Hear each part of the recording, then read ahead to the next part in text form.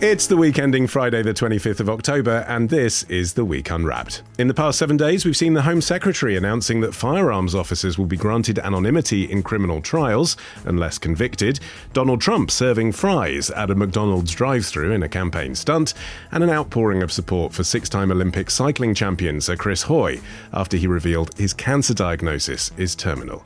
You can read all you need to know about everything that matters in The Week magazine, but we're here to bring you some stories that passed under the radar this week. Big news not making headlines right now, but with repercussions for all our lives. I'm Olly Mann, and let's unwrap the week.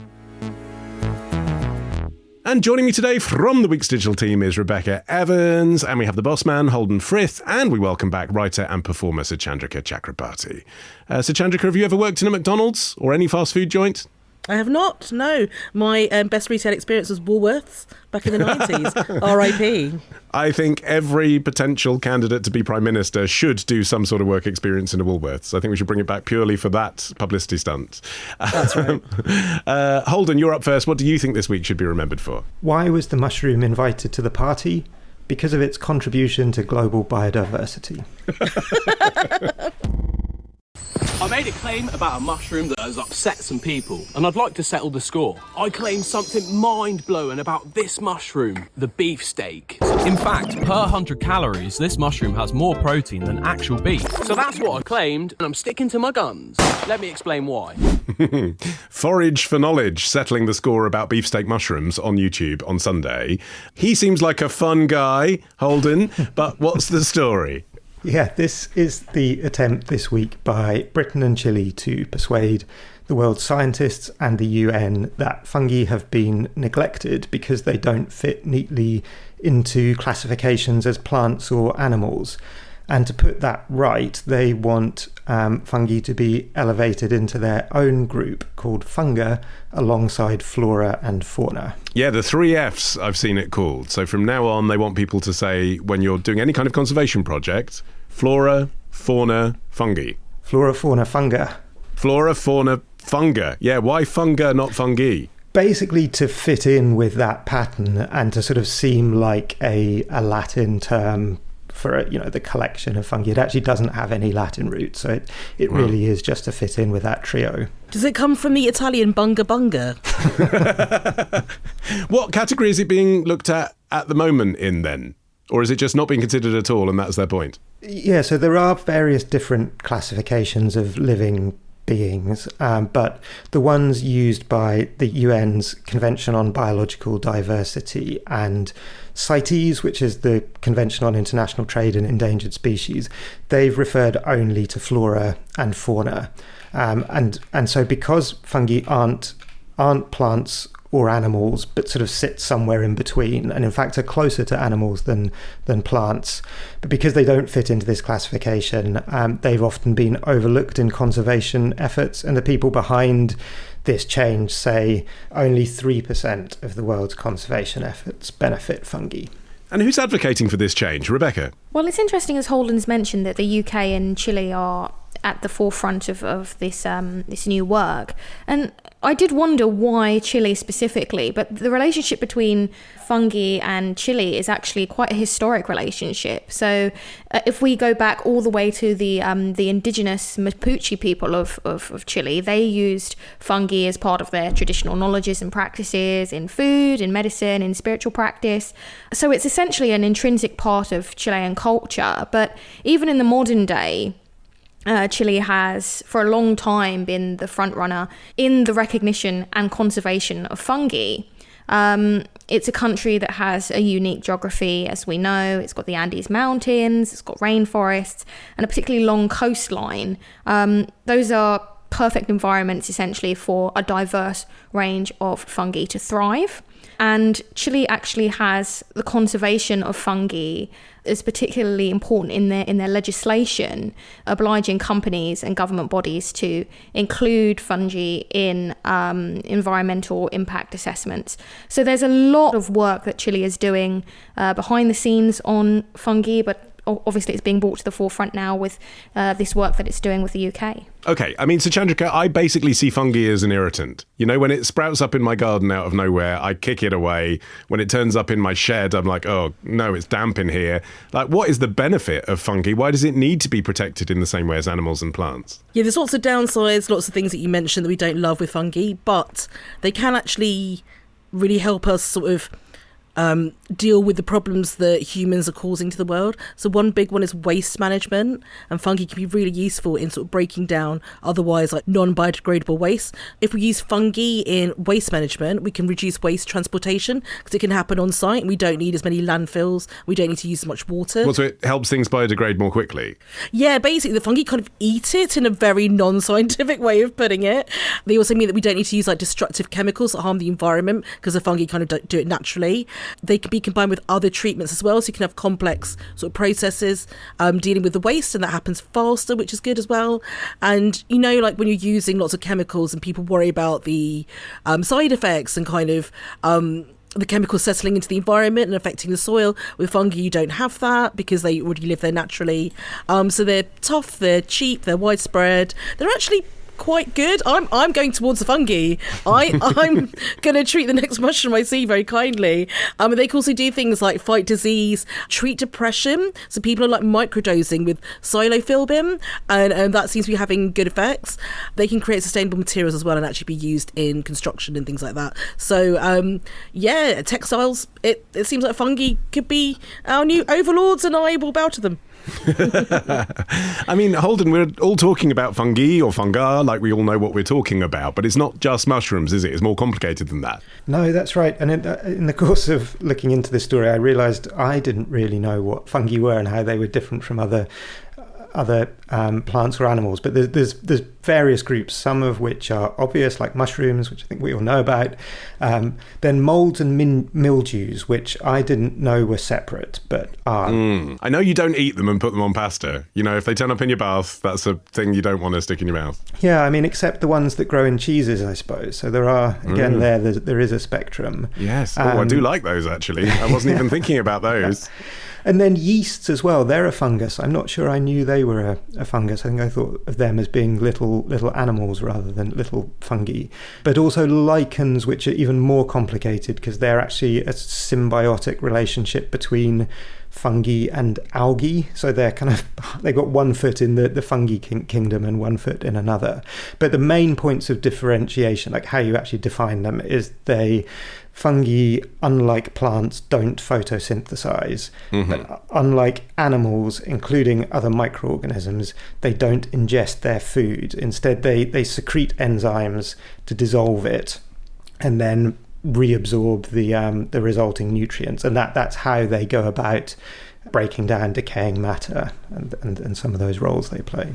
Okay, but Rebekah, what is being done to actually monitor fungi and ensure that they can be protected? Well, there's a host of projects that are currently ongoing to protect fungi because obviously, as we've touched upon, it's so important to our life on everyday Earth. But I think what's particularly interesting when researching this story that I found was that artificial intelligence is now being used to monitor fungi and keep an eye on it. So currently, there's quite limited knowledge about fungi, which is part of the reason why they want to make it its own separate classification. And scientists are keen to collect more data on fungi, but there's an urgent need to do so because of the impacts of climate change. So essentially what's being done is AI is being used through a series of complicated technologies that I'm still struggling to understand. But it's helping scientists to be able to essentially decode the algorithms of the fungal processes that are happening across the world. Capturing this data through AI is speeding up the process of helping us all to understand what fungi is doing. But do you know how? I mean, is that just literally analysing photos, or are computers taking samples that scientists collect, or what? Yeah, essentially, it's a mix of all of that, really. From what I can understand, it's helping to collect the data, taking photographs, also simulating what's going on underground to see how fungi would react to things like drought and deforestation, for example. So it's all of these different processes that artificial intelligence is helping us to greater understand how fungi works, and hopefully help us to continue to save the planet through fungi. Yeah, save the planet. But Suchandrika, I mean, one of the things I teach my kids is don't touch mushrooms when you see them when you're out, because some of them are poisonous. So does fungi pose a risk to us? Yeah, as you mentioned, like, there are lots of poisonous mushrooms out there, and that is quite scary for people who don't know like all the ins and outs of that. But also fungi are present in infections and in invasive species, which can actually cause loads of problems to human beings. So like fungal infections, like everyone knows about athlete's foot and all those sorts of things, they can cause really superficial infections like that, but they can actually be really life-threatening as well if they get into the lungs. In fact, there's like 6.5 million people infected yearly with a life-threatening fungal infection, and that leads to 3.8 million deaths. So that's quite scary, because you can sort some out really easily, but others, you know, once the spores get into your lungs, you're already vulnerable, you're immunocompromised, you can end up in a very serious situation. And also with people who have cystic fibrosis and other like obstructive pulmonary situations, when they've got tuberculosis and lung cancer, all those sorts of things, they're very at risk from fungal lung infections, and that can very quickly actually render someone very ill. So fungus can also sort of live inside us and inhibit us from living well and being healthy, and that is getting worse. We're getting sort of fungal resistance to treatments as well, and that's a bit like antibiotic resistance. That's something the WHO, the World Health Organization, has said that we need to look at, so that is a bit scary. This is actually one of the reasons why scientists want more attention directed at fungi. You know, part of it is about conservation, but they say that there has just been a sort of general neglect of research into fungi, and that could have serious consequences. You know, if a future pandemic took the form of a fungal infection rather than a viral or bacterial one, it would be much harder for us to defend ourselves against it. And, you know, lots of people have watched The Last of Us, the series which imagined the consequences of exactly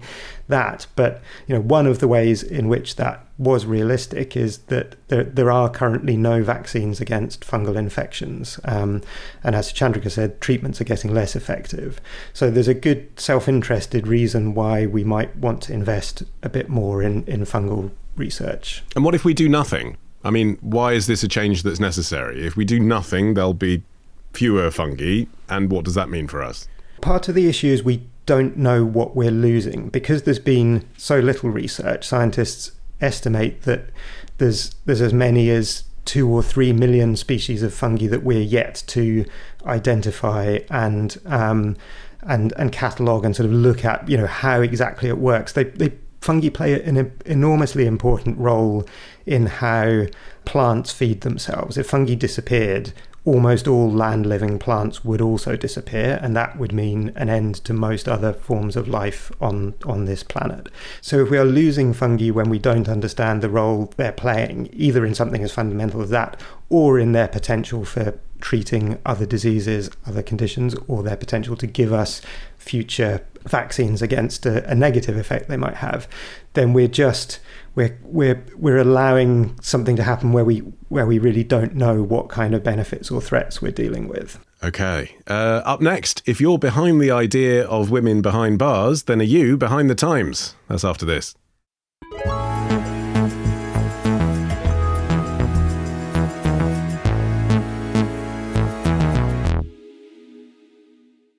Okay, Rebekah, it's your turn. What do you think this week should be remembered for?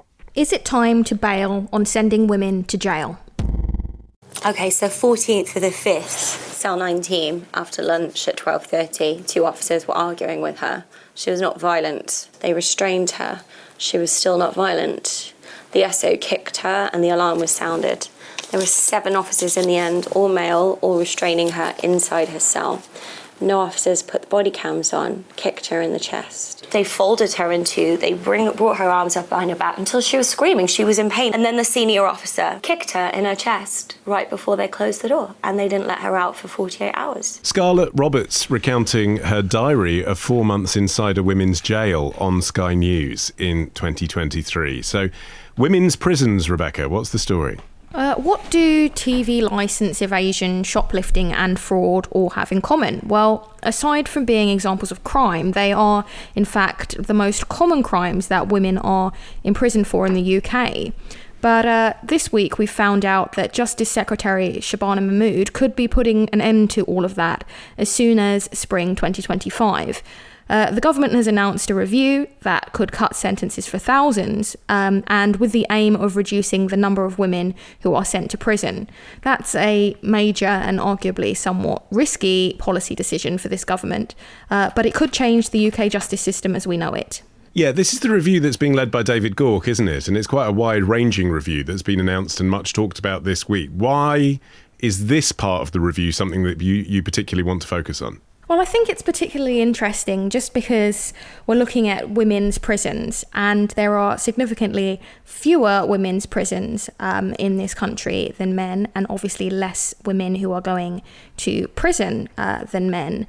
And if we look at women's prisons, the vast majority of women who are currently serving sentences have committed a non-violent offence. So we're sending women to prison for things like, as I mentioned, TV licence evasion, petty theft, etc. And there's been a wide-ranging debate, particularly coming to a head this week, about whether we should be sending women to prison for crime at all. Right, can you just explain that bit? Because the issue of sending people of any gender to prison for a crime that is not so serious, something like TV licence evasion, would apply to men as well, wouldn't it? So the part of the review does look at whether men should go to prison for that kind of thing. So why jump from that to women shouldn't go to prison at all? I think it's particularly because of the issues that women are facing in prison specifically. So we're looking at issues of social and healthcare that are exacerbated for women, issues of being separated from children if they're the primary caregiver, for instance. These are issues that are very specific to women. So yes, of course, we're looking at sentencing changes across the board, because obviously the government would be in breach of the Equalities Act if they didn't look at both men and women. But women are arguably facing very gender-specific issues when they are being placed into custody that perhaps don't apply as much to their male counterparts. Yeah, and I suppose, Suchandrika, when it comes to care responsibilities, regardless of your position on whether the woman should be punished for a crime, the point is that you are effectively punishing her family, aren't you? If there's no caregiver at home, it's her children or grandchildren that suffer. Yeah, I mean, overwhelmingly women are the primary caregiver, and that does mean that you take that level of care away and nothing is sort of put in its place. There is nothing to take over with that care. You know, there's no kind of service there. So you then end up with, well, what's likely to happen to a family that's then been affected by losing their primary caregiver is possibly more petty crime, probably more financial problems, probably kind of getting to a cycle of these smaller crimes of survival a lot of the time, crimes that we can understand why they happen, even if we still see them as crimes, and just getting to the cycle where, in fact, maybe we should look at stopping the cycle and trying to help people and making sure they don't get started on the cycle of crime to begin with. So that feels like a really good move from the government if they can actually manage this. So that seems to be more the issues when it's women going to prison. I mean, those are the issues they're looking at, Holden. If the result is that you actually have completely different sentencing based on gender, what are the consequences of that? Yeah, I think I'm not sure you can go down the route of sort of specifically and explicitly having different penalties for the same crime based solely on the gender of the perpetrator. Apart from the legal issue that Rebekah mentioned, I don't think people would accept it, because it feels like justice being delivered in an unequal way. And it also, I think, feels like a backward step, even if the goal is progressive. It would create weird outcomes of its own as well, like a single woman without children being spared prison, where a single father would still be locked up for the same crime. So I think, I think we can probably agree that there's a logic to what's being proposed, but I imagine the way of accomplishing the ends would be something around giving judges more discretion so that they can take into account information like dependence, family situation, which they already can to some extent, But, I think this may well end up being part of a broader reform of sentencing. And so those questions could be part of a much bigger calculation about the benefits and risks of whatever punishment is being meted out, regardless of gender, but with some gender-specific considerations as part of that package. I mean, as ever, when you get a story of prison and gender as well, there's also trans women to be considered in this. How do they fit into it? That, as you would expect, is a complicated question. I did see a report as part of the gender breakdown information that the Home Office publishes, and we actually don't have a complete picture of that, because if somebody who has gone through the transition process and has a gender recognition certificate before they go to prison, then they are simply considered the gender that they have transitioned into, and so there are no separate statistics kept on that. And so generally, somebody who was born male and transitions to become a woman, they would then go into a women's prison. There are statistics on people who report themselves to be trans but haven't yet got a gender recognition certificate. There's 200, or there was in March 2023, there were 268 people who fell into those categories. So a small number, but actually 2/3 of prisons had at least one person who fell into that category. And there is some discretion as to which category of prison they would go into. So by default, they would go into the prison that matched their birth gender, but there is an appeals process, and prison governors can accommodate people in the opposite category if that's sort of deemed to be the more appropriate, the more safe place for them to be. So, I mean, obviously the accusation would be it could lead to a situation where people could self-identify to avoid going to prison and, commit serious crime. Yes, and I think, that was not exactly that, but something like that was one of the issues that came up in Scotland just before Nicola Sturgeon's exit, and possibly contributing to that in part. And I think most people agreed that that was an attempt to exploit the rights that would have been afforded to trans prisoners. So, I think that, again, is one of the reasons why having discretion and weighing this sort of factor as part of the broad package is probably going to be a more fruitful route, rather than having very specific hard and fast rules fixed on something like gender. And what about the actual experience of being inside, Rebekah? I mean, we heard a little bit about that from the clip that we played there from Scarlett Roberts, who kept a diary of her time in prison. But what is the female experience behind bars compared to the male experience? I find this question really interesting because obviously we've had a very high profile female case in the news recently, which is Lucy Letby, and the lid was almost lifted on the conditions inside women's prisons upon her whole life sentence. I saw a lot of reporting that suggested that she was kind of getting a cushy number, that the prison that she was being held in, HMP Low Newton, enabled animal visits, enabled prisoners to be able to go shopping within the prison walls, enable them to take art classes, that sort of thing. So obviously people are viewing that and looking at that through a lens of the conditions perhaps not being as bad as we've been led to believe.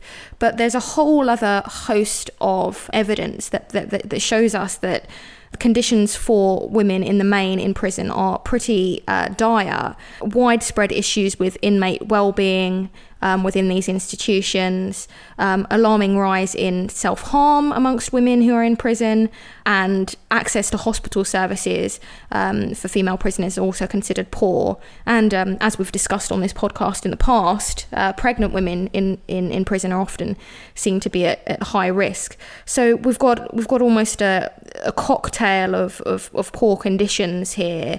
Women are experiencing poor physical and mental health because of their conditions.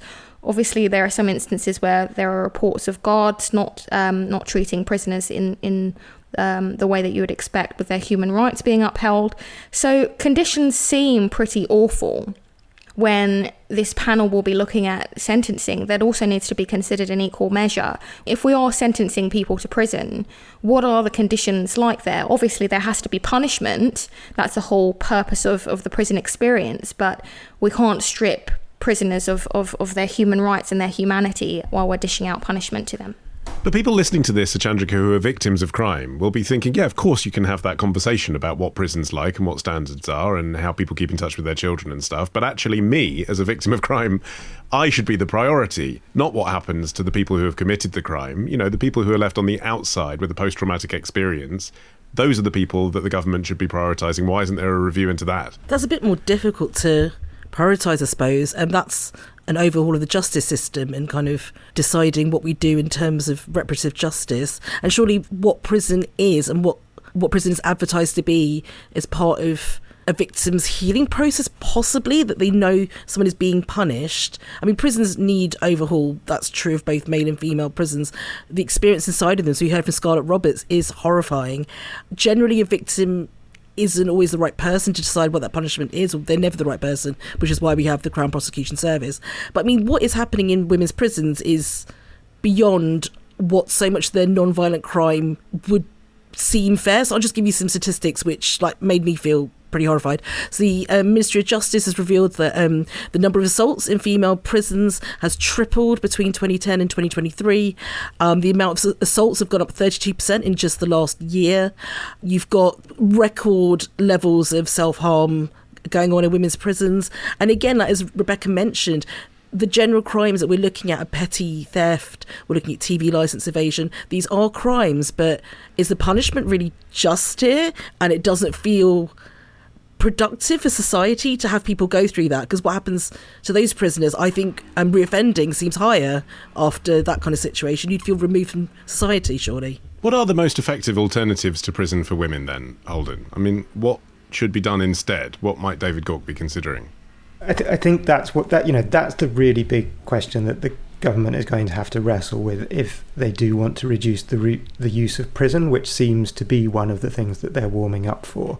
The options that have been discussed include more high-tech solutions, so a form of house arrest enforced by ankle tags or some other form of tracking. One of the alternatives that has been proposed for a long time is restorative justice, which can take various different forms, but includes perpetrators meeting victims where victims are willing to do that, talking about the consequences, talking about the effect on their lives, and attempting to kind of make the crime feel real in a way that it sometimes seems not to perpetrators. But I think all of the there is a clear public appetite for harsher punishments. Like, you see that over and over again in polling. There is also a clear public appetite for crime to be cut. Those two desires are not necessarily complementing each other. Like, there's a lot of evidence that particularly short sentences lead to more crime rather than less. But I think that's an argument that successive governments haven't really wanted to have, and they've often tried to pretend that they're following the will of the public by having harsher and harsher sentences, while also slightly more sneakily cutting sentences in some areas, or just sort of hoping they'll be able to get away with a change in the approach to criminal justice. So I think if this government really does want to make this one of the landmark reforms they're remembered for, they're going to have to embrace the argument and actually try and change people's mind, try and win that argument, rather than following the old script of, prison works, tough on crime, and hoping that they can kind of introduce it on the sly. Rebekah? Yeah, I think that the fact that most women are in prison for non-violent offences, it shows more about the failures in our societal support system more than anything else. And I think in those specific instances, prison risks re-traumatising a group of already potentially vulnerable individuals. We're perpetuating quite damaging cycles for women and, obviously, as we've touched upon, their families. I think the primary aim of looking at sentencing reviews and looking at the justice system and prison reform is to help people in a meaningful way, help them to get back on their feet so they don't feel compelled to reoffend again, because that doesn't do anything for anyone. It costs the taxpayer more money. It contributes to societal breakdown, for example. So I think that what needs to happen is that we need to offer people in society the support they need before they reach the prison system, potentially with societal support in the community, but also if they do reach prison, the conditions need to be far better. By failing to provide these people with the help that they need, our society can essentially drastically reduce the chance of creating people who can turn their lives around and who can make a meaningful contribution to society. And obviously that rehabilitation is key and really important. Okay. Up next, how Facebook is using recognition AI to face up to the scam risk. That's after this.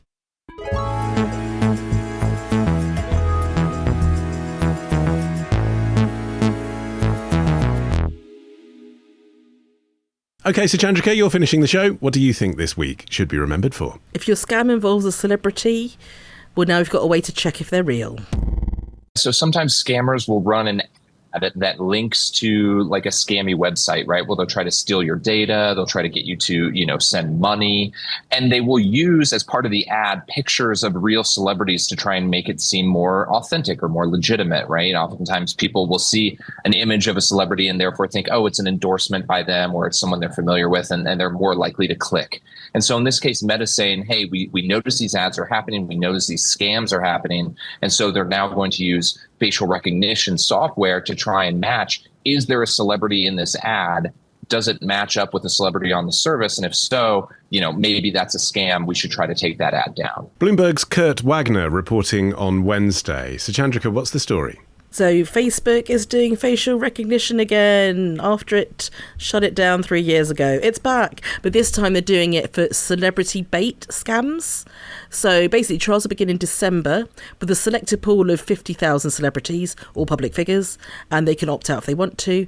And the trial will involve comparing the celebrity Facebook and Instagram profile pictures to images used in suspected scam ads. And if the images match, then Meta will decide that they are scams, and they'll ban those ads and make sure people aren't harmed by them. Okay, so Meta's going to scan adverts that have been uploaded to their network against their database to see, is that the face of a celebrity they're using? But what if it's a face of a celebrity they're using because it is a genuine celebrity endorsement? I mean, those are ads as well. Well, this scanning software is meant to decide if they think it's scammy as well as if it's a deep fake of the celebrity. So they're kind of doing both those jobs with this software. And it does seem to be important because I don't see that many adverts of celebs like, for instance, Tom Hanks, Elon Musk and personal finance expert Martin Lewis on my Facebook, but then I'm not on it as much anymore.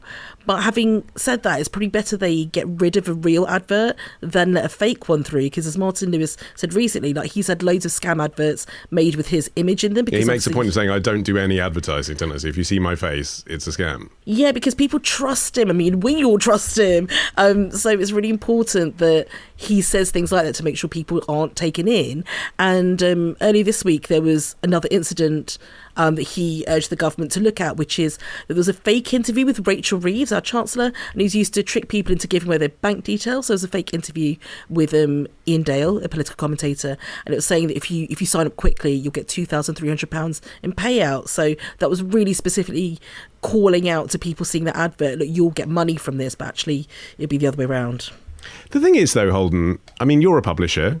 It's a bit of a cop-out, isn't it, to just say, we'll use AI to determine whether or not this is a quality advert, but we'll take your money first. You can put your credit card in and pay us, and then we'll decide whether we should have taken your money. I mean, why can't Meta employ people to look at the adverts in the first place and make sure there aren't any scams? It's a very good question, and this goes back to the age-old debate, or at least the social media age-old debate about whether these companies are publishers or platforms. And the reason that they are determined to maintain their status as platforms is they don't want those costs. You know, if they're having to investigate every advert and take responsibility for it, then they're going to have to employ more people. And you know, there's also the side question of if they're then taking responsibility for everything that we may also post, we the public, their members, then that's an additional sort of legal risk to them. But I think, you know, AI is clearly something they're looking at to reduce their costs. The other, as well as the celebrity bait question, they're also going to start using it to unlock accounts of people who've forgotten their passwords, got themselves locked out. At the moment, the process for doing that involves people having to send in official documents and somebody checking those and approving them. So clearly that involves employing people to do that task. If they can get AI to do that instead, they'll be able to save those costs. Is that good enough, though, Rebekah? I mean, it's not like Facebook is a plucky startup anymore. Meta is one of the world's biggest companies. Again, it's good, isn't it, if they employ people? That would be good to give more people more jobs working for them. Why have the get out of we're trying to save costs? Yeah, I mean, I think that's an interesting question. I think obviously they're floating this idea as we can help you to identify scams much faster with technology than we can with people. But obviously they're a company, they're a global multi-billion-dollar company. They want to reduce their costs. They want their bottom line to look the best. Whilst taking ads at such a speed that a human couldn't possibly process them. That's their choice as well, isn't it? Well, exactly. And I feel very uncomfortable with Meta. Obviously, it's very difficult not to be a Meta customer, a Meta consumer, being that they own Instagram and Facebook and WhatsApp and Threads. But I just don't think that Meta is a company we can really trust. I mean, Meta's been sued multiple times in the past for profiting off of this kind of technology. And I'm also reminded of, the Cambridge Analytica scandal of the 2010s. This is a company that has inappropriately used thousands of people's data and was unrepentant about it for a very long time until the gotcha moment. And so I just feel particularly uncomfortable with the idea of AI, particularly in the context that Holden's referring to, which is, implementing video selfies as a form of account recovery. I just feel there are a variety of issues and ethical considerations to take into account there. But I guess, Holden, at the other end of the interaction here is an ordinary consumer, a consumer that might be a user of any age, of any educational background, anywhere in the world, speaking any language. If you can minimise the risk that they're going to be hoodwinked, then I suppose that's got to be a good thing. Yep, and I think this is definitely a problem that's already established and is only going to get bigger as it gets easier to produce these sorts of deepfake AI scams where you're attaching yourself to the credibility that a celebrity would bring to it. And it is now pretty easy for people with very little technical knowledge to create a video in which anyone seems to be saying whatever you want them to see. I think it is a good thing that there is some sort of technical effort to counter this. And I think it's interesting the way Facebook is trying to implement this. They are opting in a test pool of 50,000 celebrities. Yeah, I mean, even that's being done without their consent, right? It is, yeah, which I found very surprising because it's reading their faces. It's reading their faces, and it will then send them alerts if the algorithm determines that there is a video out there made without their consent. So if you wanted to harass celebrities, and people have been known to be mischievous on the internet, it would be relatively easy to go out there and create something that's then going to send an alert to a celebrity and tell them, look at this terrible video you've been appearing in. But this, Facebook has history in this area, and when they first introduced facial recognition back in 2010, it was also introduced without giving people the option to opt in or out. They were just opted in by default, and then told about other photos that had been posted which they weren't tagged in. And at the same time, AI was using all of those images and people's responses to train up the AI software. That led to some enormous fines, $550 million in 2020, specifically for how they'd introduced this technology. And then it was part of a $5 billion fine in the US that also encompassed the Cambridge Analytica privacy concerns. Soon after that, the company completely abandoned facial recognition and deleted the stash of more than 1 billion facial templates it had built during that process. But clearly it's overcome that risk aversion and decided that this is a tech they can't afford to ignore. Yeah, well, Rebekah, that's the risk, isn't it? That this is a soft kind of ramp back up to face scanning for everybody. What are the ethical issues around that? I just think that, okay, Meta is promising to use this technology for this celeb bait scam thing, but I think the idea of mission creep is one that's particularly ethically challenging. The software could be used in broader ways. It's being used for this specific purpose at this specific time, but we can see that, as Holden and I've both touched upon, the previous that this company has with kind of misusing our data. So I imagine that it could be used, for example, to track online behaviors of users, for instance, or identify individuals in different contexts, right? They've got your face, they can identify you amongst a crowd of people, for example. Another ethical consideration is the bias that we know that these algorithms have. I've watched a documentary in the past, actually. It was on Netflix called Coded Bias, and it showed that a lot of these systems can create issues for vulnerable and marginalized groups. It can create problems in healthcare and in the justice system.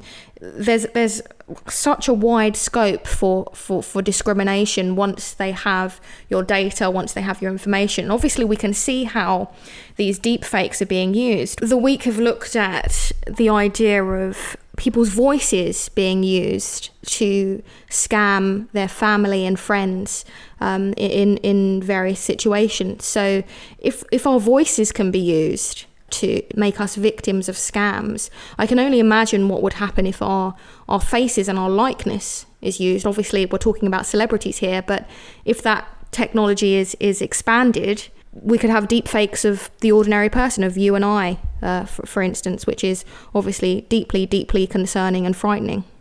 And Suchandrika, you've chosen this as your story of the week. What do you think is going to happen next? What do I think will happen next? I think that a lot of real ads are going to start getting pulled in Meta, and a lot of celebrities are going to become very upset with it. It hasn't worked before. Maybe the technology's improved in terms of meta and facial recognition, but I don't know. I can just see more pitfalls and problems with this one, and I don't know if it'll work. But, it'll be good if it does. It'll be great if it does. Indeed. And just to say, if you do see my face promoting anything online, that is me. I did it for the money. My thanks to Holden, Suchandrika and Rebekah. You can follow this show for free. You can get every episode as soon as it's released by searching for The Week Unwrapped wherever you get your podcasts and then tapping follow. You can also get 6 free issues of The Week magazine with a trial subscription when you go to theweek.com/subscriptions. In the meantime, I've been Olly Mann. Our music is by Tom Morby, the producer Ollie Peart at Rethink Audio. And until we meet again to unwrap next week, bye-bye.